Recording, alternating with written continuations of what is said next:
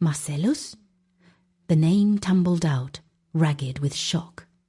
Marcellus raised a brow, resting his elbows on the desk with his fingers laced together. He watched me with an air of lazy indifference. Something wrong? Given our intimate history, I'm sure I can provide a very thorough examination. He was absolutely doing this on purpose. I sat there, pinned to the chair by his gaze, unable to decide whether to bolt or stay. My hesitation dragged on until he finally prodded me. We're on a tight schedule. There are other patients waiting in the hall. The message was clear. Get a move on. I hardened my resolve, recited the Hippocratic oath in my head like a mantra, and slid the registration slip across the desk again. Doctor, I've been having some chest pain lately. I looked it up online and I can feel a lump when I press on it. Marcellus glanced at the slip, then locked eyes with me. Get on the exam table.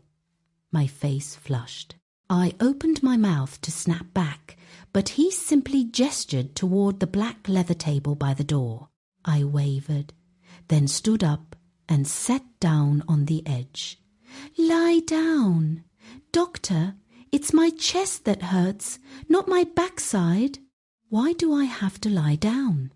Marcellus wasn't having it. He raised an eyebrow. Are you the doctor, or am I? I hesitated, then complied, lying back. He stepped to the side of the table and pressed down on the exact spot where I'd complained of pain. Does this hurt? Yes, here. That hurts too. I don't know if it was just nerves, but it felt like he was finding pain everywhere he touched. Seeing his brows knit together, my anxiety spiked. My imagination started sprinting through a list of terminal diagnoses. The awkwardness vanished, replaced by a cold, creeping fear. Looking back, he had been perfectly clinical. There hadn't been a single move meant to take advantage of the situation. You can get up. Once finished, Marcellus turned and walked back to his desk. Go get a diagnostic imaging scan. He scribbled out a request in a few swift motions and handed it to me. I scanned his expression for a reaction, but his face remained a blank, unsmiling slate.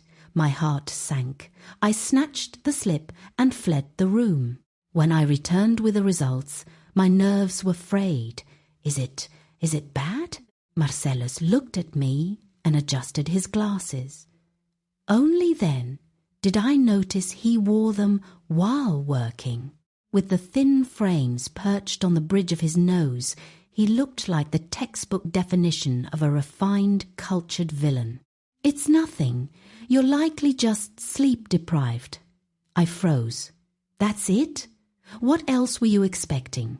I pressed my lips together, my voice dropping involuntarily. But I swear I felt a lump this morning. He tapped his computer keys, his voice flat. Psychosomatic. Fine. Regardless, I felt a heavy stone lift from my chest. Miraculously, the pain seemed to vanish right along with my worry.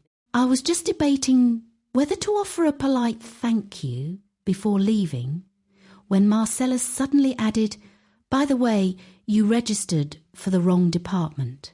I paused, then grabbed the registration slip. No, I didn't. This is gynecology.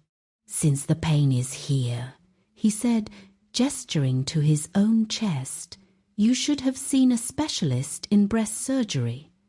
Then why didn't you tell me sooner? Marcellus leaned back, his eyes dancing with a sliver of amusement. Because the doctor on duty for breast surgery today is also a man. He paused, then added, Besides, I'm more than qualified to handle a minor issue like this. No reason to let some other man get his hands on you. The nerve of him. No reason to let another man get his hands on me, but it was perfectly fine for him to do it? Of course, I didn't have the courage to ask that out loud. I beat a hasty retreat, my face burning a deep, humiliated crimson as I bolted from his office.